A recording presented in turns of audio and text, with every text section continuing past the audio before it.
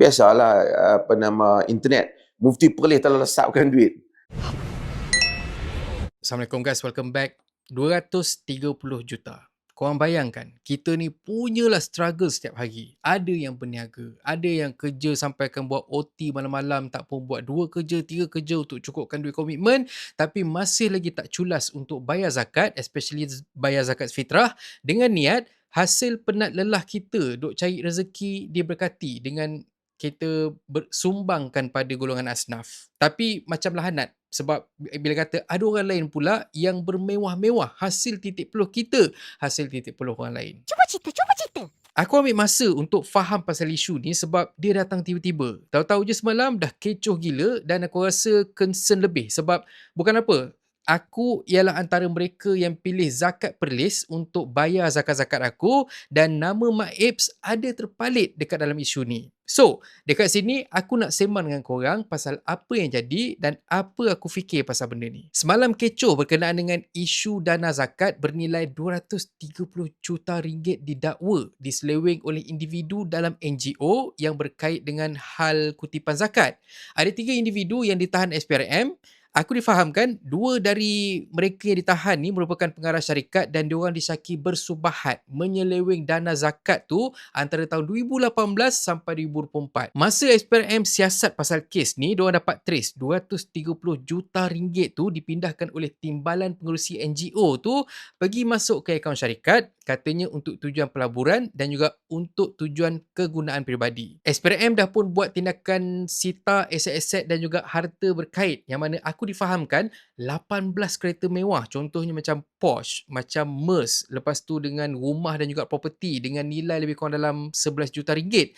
Tambah lagi pula dengan cash, dengan barang-barang berjenama lain, contoh macam jam and stuff, benda-benda macam tu lah. Selain tu, SPRM juga bekukan 33 akaun bank berjumlah RM120,000. Gila weh. Akulah kalau kata dapat 500,000 pun dah settle, selesai dah masalah hidup aku ni. Aku dah boleh dah relax dekat kampung. Tarik nafas panjang. Diorang ni pula ada 230 juta. Makan berapa keturunan tu baru habis weh.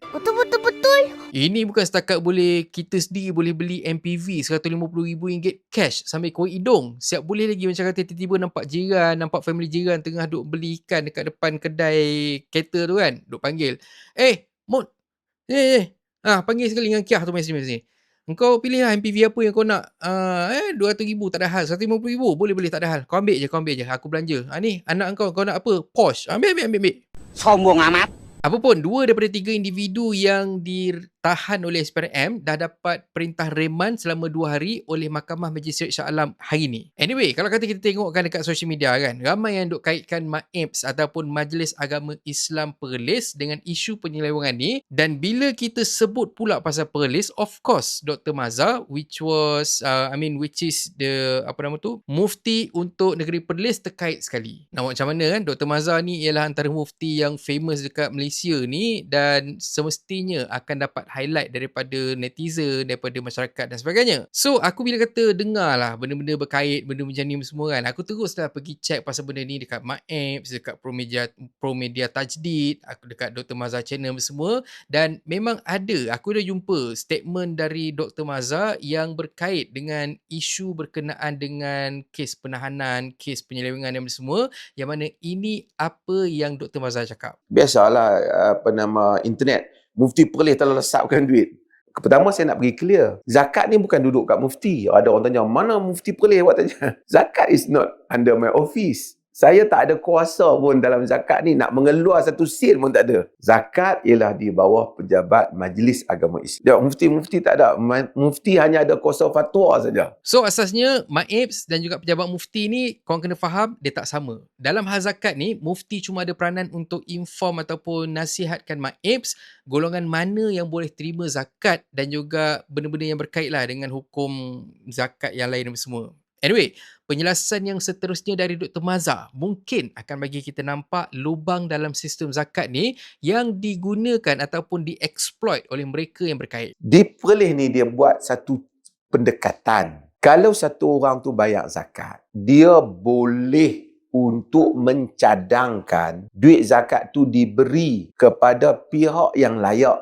Jadi kalau satu orang tu bayar kata 100,000, dia cadangkan supaya bagilah kepada sekolah agama sekian-sekian. Dia cadang. Maib terima cadangan itu akan bagi lebih kurang 50 ataupun 60% pada tempat yang dia cadang. Tapi duit tu bukan masuk kat dia. Masuk terus ke tempat yang dia cadang tu. Setelah Maib pergi dan menyemak tempat tu. Jadi dekat sini, mereka yang terlibat dengan kes ni mungkin asalnya daripada sistem ni. Sebab bukan apa, dekat dalam penjelasan lain, Dr. Mazhar ada cakap macam ni. Macam ni lah. Saya ada sekolah, satu orang telah pergi jumpa satu orang kaya supaya habaq orang kaya tu bayarlah zakat kat Maib supaya Maib bagilah kat sekolah saya. Lepas tu kawan tu pun bayarlah zakat kat Maib, Maib pun bagilah 600,000 kat sekolah saya. Saya pun teringatlah rupanya si Mat ni dah hari tu tolong susah payah pergi jumpa orang kaya.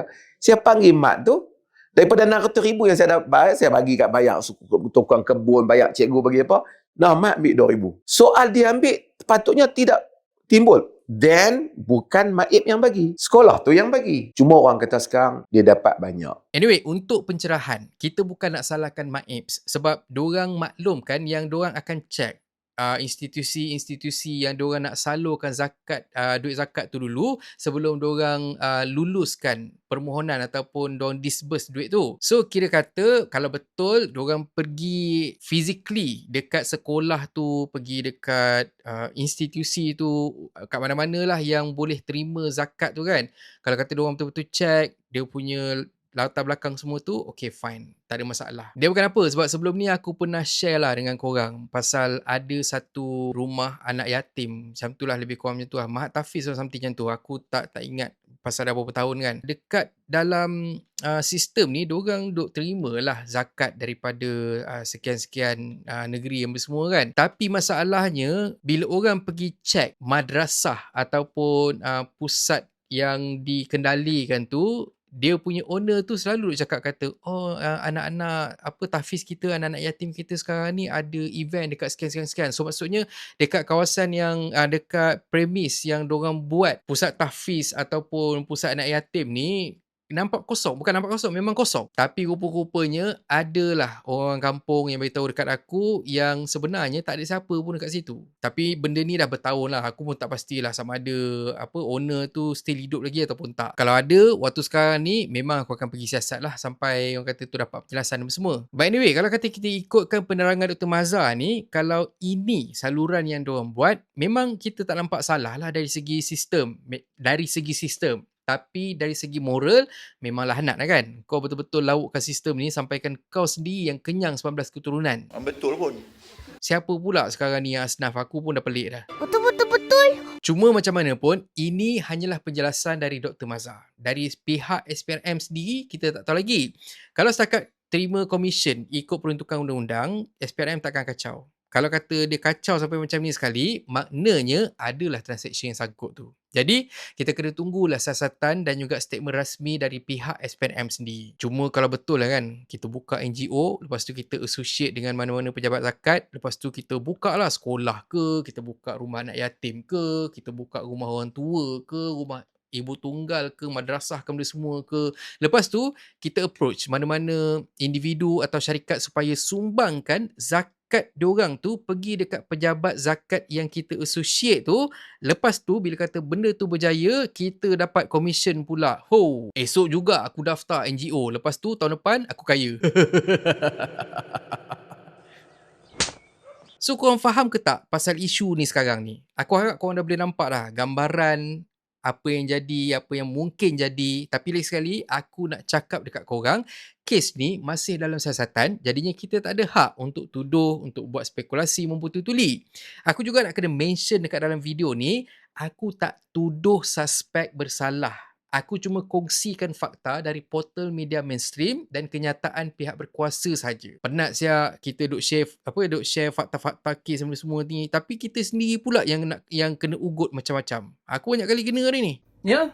So, aku nak kena stres juga lagi sekali untuk elak si bangang yang emosi lebih. Bukan korang lah, tapi siapa yang gigit cili terasa pedas punya. Betul. Apa pun, macam aku tak cuci duit zakat tau. Aku cuma dapat super thanks je. Contohnya dari sahabat-sahabat kita yang aku nak kongsi sikit lah dengan korang. Yang pertama dari sahabat kita Zul. Terima kasih. Alhamdulillah, terima kasih untuk super thanks. Untuk Sis Nina Arsad, kita punya contributor, dan juga apa nama tu dekat sini, Sis Nina dia kasih super thanks. Terima kasih juga. Semoga dimurahkan rezeki. Lepas tu daripada Aizat Khairiri 2088 ni, dia ada soalan. Panglima Shah tu siapa? So Panglima Shah ni kan yang keluar dekat dalam aku punya video bila kata start tu kan keluar kan. So ramai yang duk tanya soalan ni, aku pun dah banyak kali jawab, aku jawab jugalah lagi sekali. Panglima Shah ni asasnya every month dia contribute dekat aku, kira macam kata lebih kurang macam super thanks dia jugalah, tapi dia yang ni yang automatic bagi contribution dekat aku setiap bulan. So macam dia amount dia tinggi. So that's why dia ada dekat depan.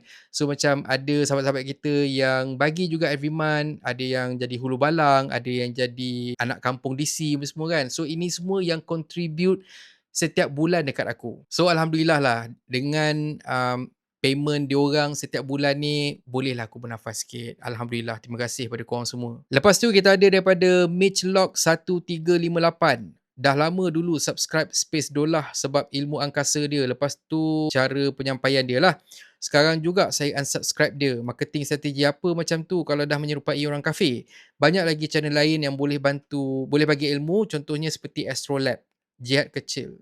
Thank you Art. Thank you very much pada brother Mitchlock sebab bagi super thanks. Ini pasal isu berkenaan dengan cincin Freemason yang dipakai oleh Space Dolah. Dia pun dah bagi explanation. Dia pun dah reply dekat video aku share tu.